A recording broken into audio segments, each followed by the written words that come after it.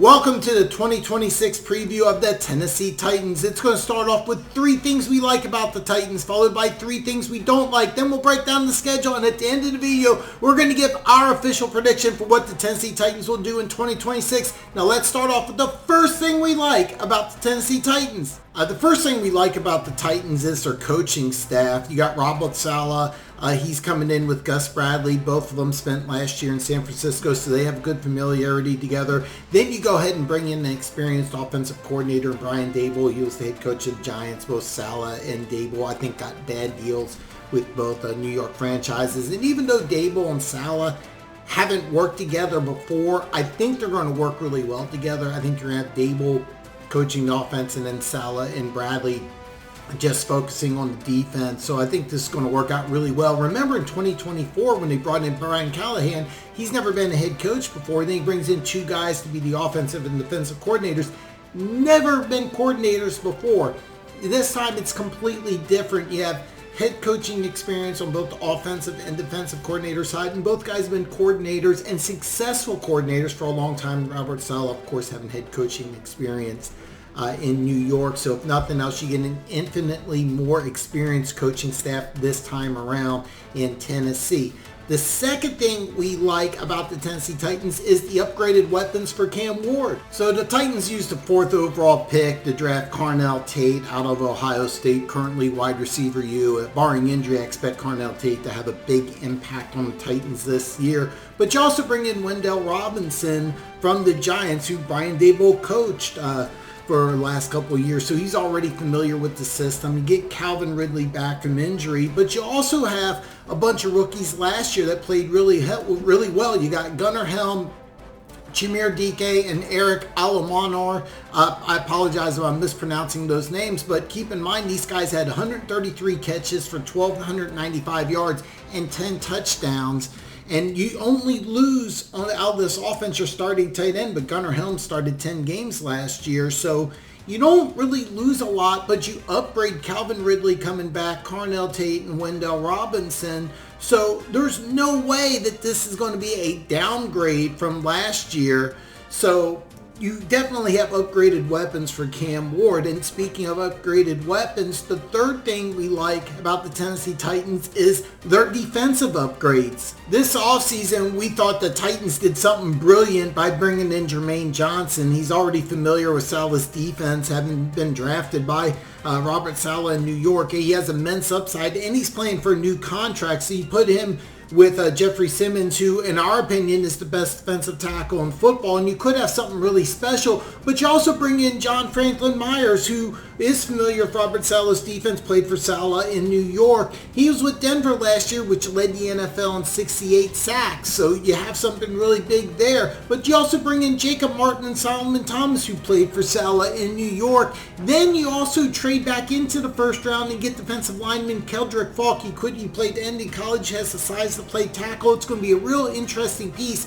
So you have 5 new players on this defensive line that played for Robert Saleh, and you also have a first-round pick in Keldrick Falk. And I haven't even talked about the 2 new corners. You got Alontae Taylor and Cordell Flott that you got in free agency, but Saleh's defensive line is the bread and butter behind this defense. You bring in a ton of new players, a lot of talent, and a lot of experience into this defensive line class, which last year's defense for Titans was really bad. This year it could be really, really good, so we'll have to wait and see what happens.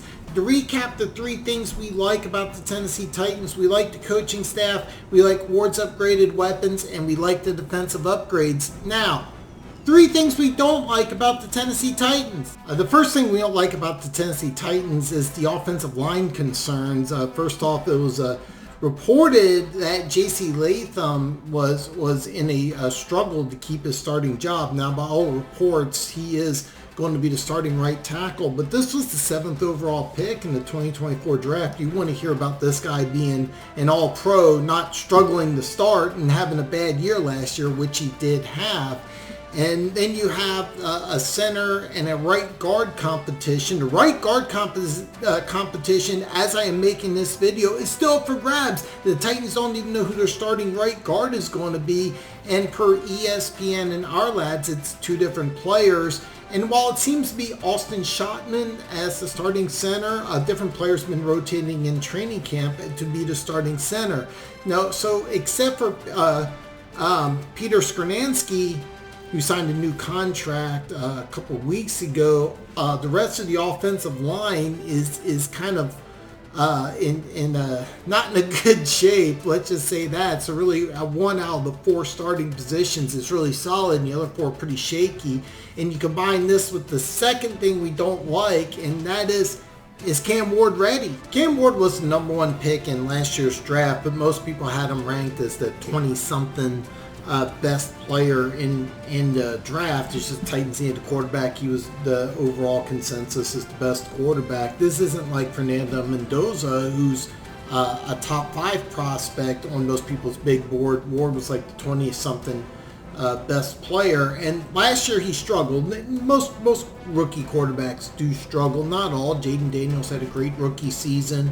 Second year didn't do so well, but Cam Ward's a definite question mark coming into the season, and you also combine that with early on in training camp he struggled. The first preseason game he struggled. Now, we're all aware that he has a new coaching staff, so learning a new offense in your second year in the NFL can be a struggle, but the NFL is not known for its patience, especially with the quarterback position, and with the 2027 draft class being loaded with multiple quarterbacks. If Cam Ward doesn't dramatically improve from last year, you could see the Titans making a move for a quarterback either in the draft or in free agency. But we'll have to keep an eye on that. But to sit here and say that the Titans are set at quarterback is far from true. The third thing we don't like about the Tennessee Titans is their secondary. Now, I mentioned earlier that I like the defensive upgrades, and I do, but most of the upgrades on the defensive line, they did sign 2 new corners, but that was mainly because 2 years ago they traded for L'Jarius Sneed, and he's back in Kansas City. So your secondary, which was really bad last year, now your defensive coordinator was a former NFL defensive back and defensive back coach, and your secondary is bad. That's never a good thing. But you have your 2 returning safeties, and you also have your nickel back, a former 6th-round pick, as your 3 returning starters. The Titans had 6 interceptions last year. 3 were from Cody Barton, your starting linebacker. The other 3 were from players no longer with the team. So your 3 returning starters had 0 interceptions from last year, and none of them were tackling machines. And so while I like Taylor and Flott, I wouldn't call either one of these guys elite corners. You could definitely say that they're question marks on the Titans, even though the Titans gave 2 pretty good contracts for both these guys. But your returning 3 starters are questionable. So to say that the Titans have secondary issues is at the very least fair, but maybe not alarming. Now, a very good defensive line, which I firmly believe the Titans do have, will cover up a lot of mistakes in the secondaries, but the defensive line struggles. This defense will be absolutely terrible. So just to recap the 3 things we don't like, question marks about the offensive line. Is Cam Ward ready? And we have some concerns about the secondary. Now let's take a look at the Titans schedule. So the first thing I look at when I look at schedule is I look at the bye week. Yeah, you have a week 9 bye, but what I like about it is that you play Jacksonville at home after the bye. So I really like that. It's a divisional game and it's a game at home. So I really like that. Week 1 is the Jets at home, which is an extremely winnable game. You can call it a revenge game, but I really don't believe in that. You also have a Week 3 game at New York, which I think is a real winnable game. So there's a very good chance you're going into the game at Baltimore 2-1. I wouldn't be at all surprised if this Titan team starts season 2-1. And then week 7 and 8, you got Cleveland at home and at Cincinnati. These are 2 winnable games. So I'm looking at going into the bye. There's a strong feeling of mine that you could be looking at a 4-4, maybe even 5-3 team if you get the ball bouncing the right way. Week 16 at the Raiders. It's a road game, but very winnable. So that's a big plus. I like the fact that you play Jacksonville at home right after the bye. You go to Dallas and then you travel to Jacksonville. So you play Jacksonville twice in 3 weeks. I do like that.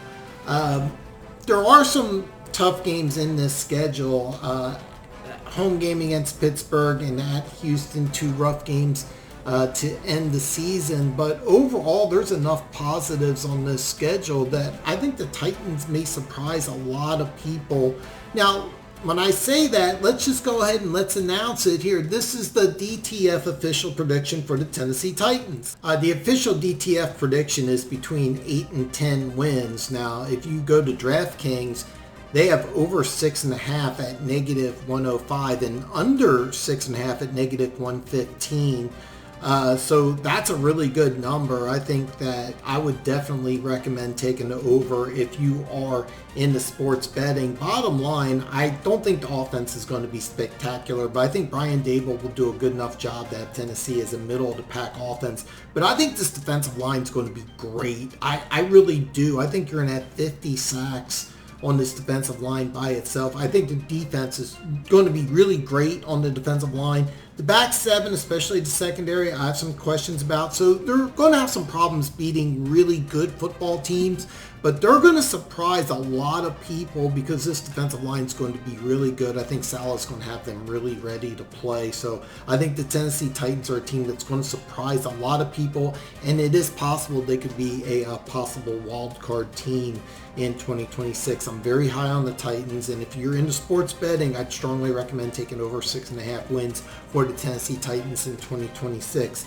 Next up is going to be the New York Giants. We've already done the Raiders, the Jets, and the Cardinals. We're going to do all 32 teams, so I hope you check them all out, and I hope to see you back very soon.